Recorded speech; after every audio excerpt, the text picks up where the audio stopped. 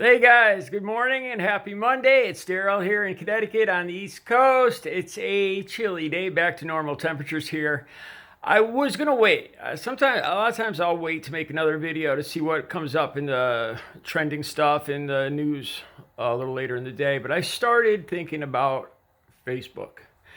I don't know, you guys are probably, if you guys watch my videos, you've seen as of late, I've just had it about up to here with Facebook. And I'm not talking about just the conservative stuff.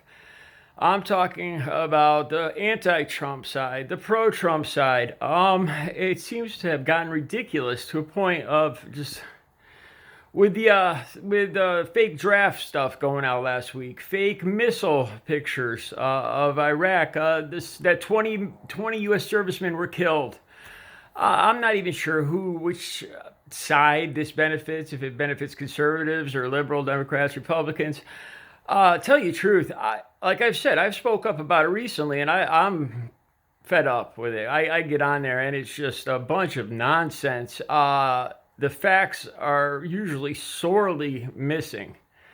It's a lot of hoax, a lot of false information. I mean, there's false information everywhere here on YouTube, God knows, but it just seemed to me that it was getting to this point. I didn't know if I was just being more observant, maybe I was more sensitive to it, or was it getting worse? And I just had it. I just had it with the whole platform, like I was telling you guys in other videos.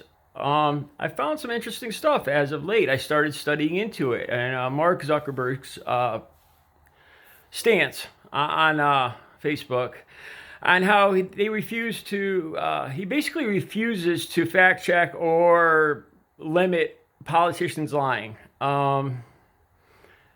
Politicians can pretty much say whatever they want. It's Mark Zuckerberg's version of free speech democracy, that they're not going to fact check it, and the politicians can lie. Now, this brings up the issue: is bought speech free speech?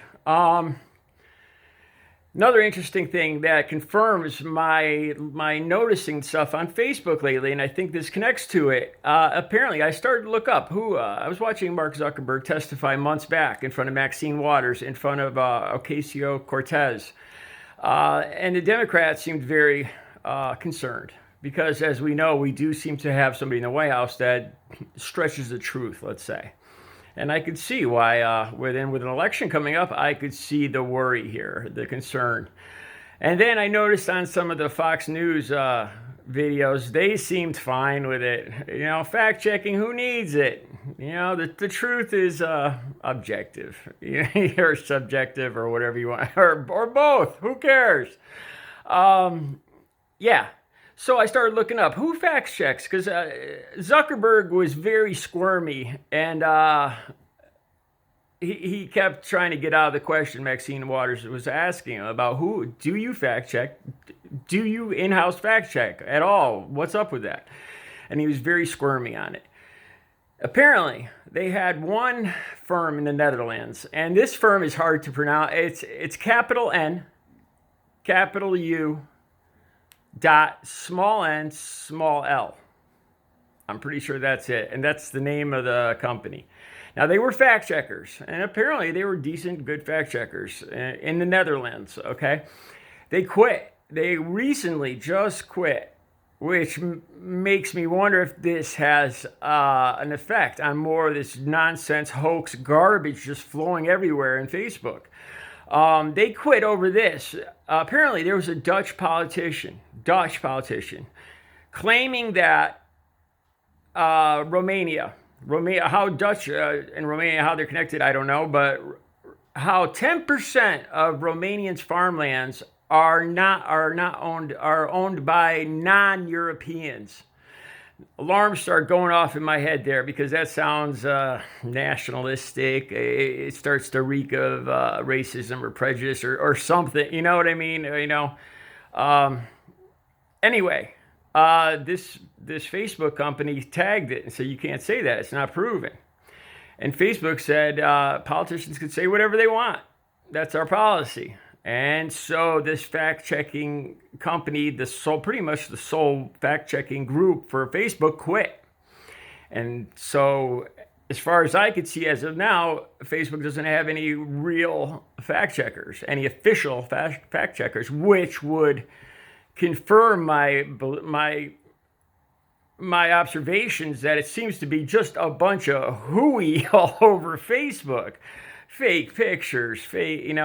And with the coming election, then I started to think too about how easily it would be for, let's say Russia, let's say any other country, to insert themselves to start arguments with false claims, or for a politician like Trump to just say whatever the hell he wants to say. And God knows his supporters aren't fact checkers.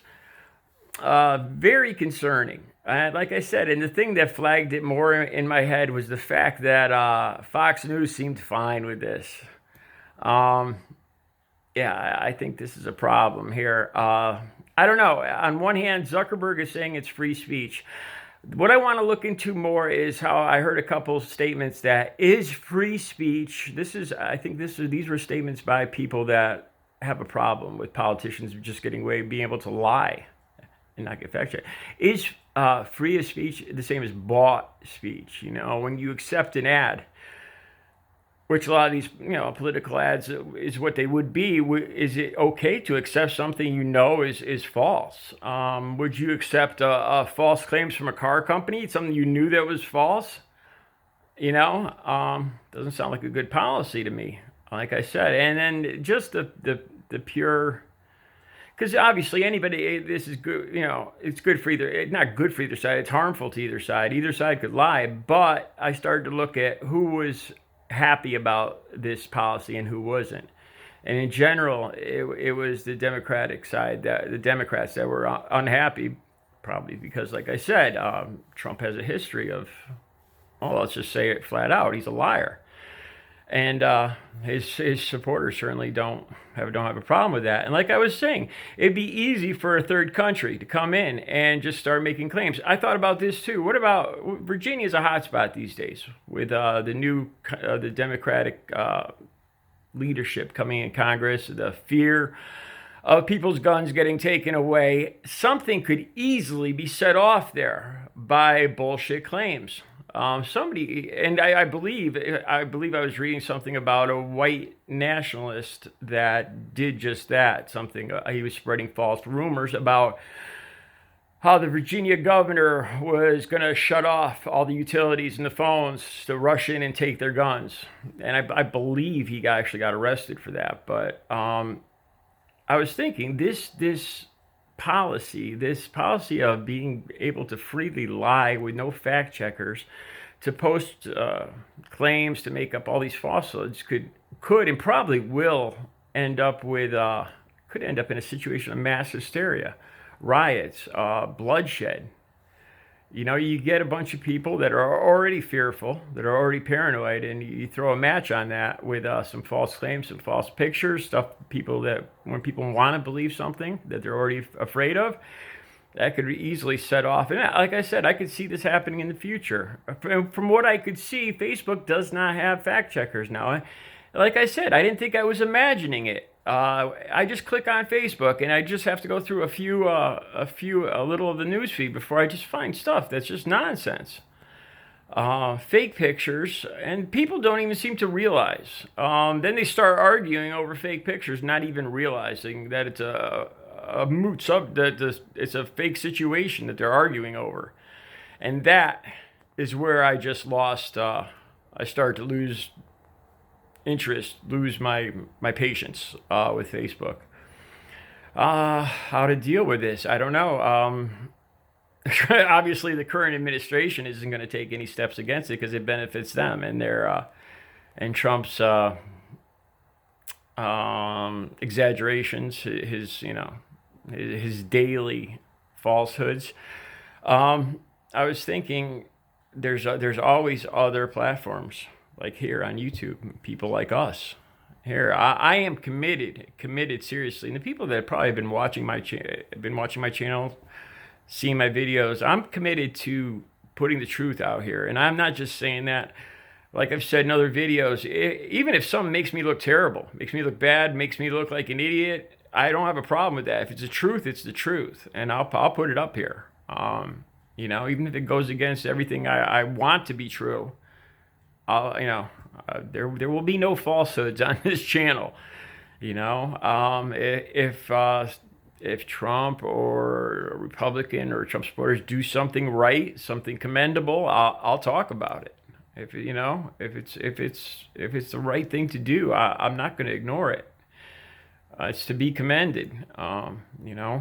So that's my thoughts for today. Facebook. I think it's going to be, especially with the upcoming the end of the election at the end of the year. I imagine there's going to be a lot of focus on there. And then one more thing I thought about. Facebook. I'm off the top of my head. I'm guessing it's a little bit of an older demographic. Probably people my age, especially.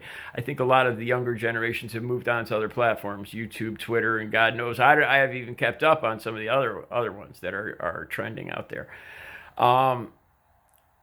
So it's like the target. I could see how it's an advantage for Trump in running for re-election that he's got his base. He's got a way to his base.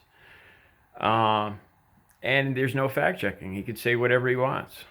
It's a great place to get his propaganda out there.